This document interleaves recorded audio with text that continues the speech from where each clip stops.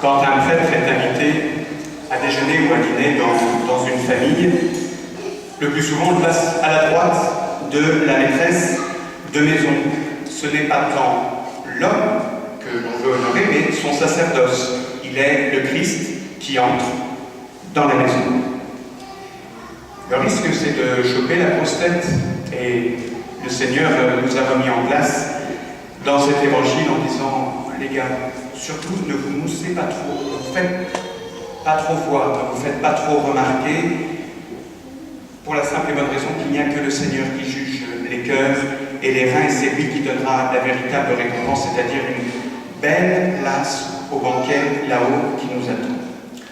En revanche, pour garder la tête froide, sachez que s'il y en a bien un qui ne choisit pas sa place, c'est le prêtre, je veux dire dans la vie de tous les jours, le jour de mon ordination. J'ai signé un chèque en blanc et je n'avais aucune idée de ce que l'évêque, son conseil et le bon Dieu au-dessus d'eux allaient décider pour moi. Juste pour l'anecdote, lors de ma dernière année d'études à Rome, le père Jean de Châtaignier, qui était le vicaire général, m'appelle et me dit: voilà, Gaëtan, on est en train de régler ta future situation, ta future nomination. Est-ce que tu as des désirs particuliers à exprimer? Et je leur ai dit: écoutez, voilà, j'ai été pendant 7 ans dans une grande ville, j'aspire à partir à la campagne. Et puis, je serais heureux de pouvoir donner un coup de main à un prêtre âgé, à prendre le boulot avec un prêtre qui serait content d'avoir un petit jeune pour le soutenir. Et le père de Châtaignier me répond: très bien, c'est bien entendu, je vais en faire part au conseil. Et j'ai été nommé à la paroisse Notre-Dame-du-Pré, en plein centre-ville du Mans, et j'ai aidé un prêtre qui était très âgé, il avait 42 ans. C'était le père Christophe Le Soud. Quand je vous dis qu'on signe un chèque en blanc, voilà, c'est vraiment le cas. Je vous l'ai dit dans une homélie il y a quelques semaines, je pensais que j'étais ici pour 3 ans, 6 ans ou 9 ans, et au bout de 7 ans, notre évêque me demande d'aller servir ailleurs. Vous vous souvenez-vous, le père Christian Duhalgouët, ici même, avait connu la même expérience. Au bout de 2 ans, on lui a demandé d'aller servir à la paroisse de Notre-Dame-du-Pré.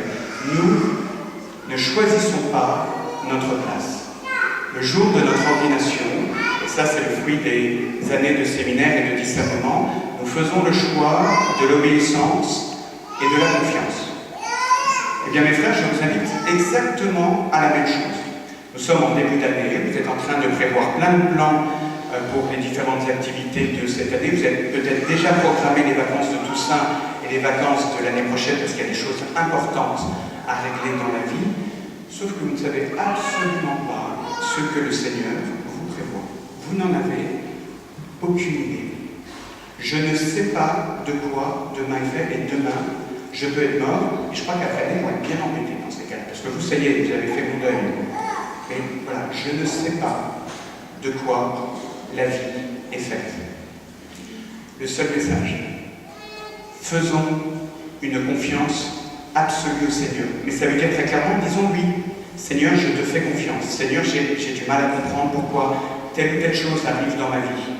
Seigneur, je suis même en colère contre toi, parce que ça, c'était pas prévu, c'était pas planifié, t'es bien gentil, mais maintenant il va falloir que je me débrouille avec tes affaires.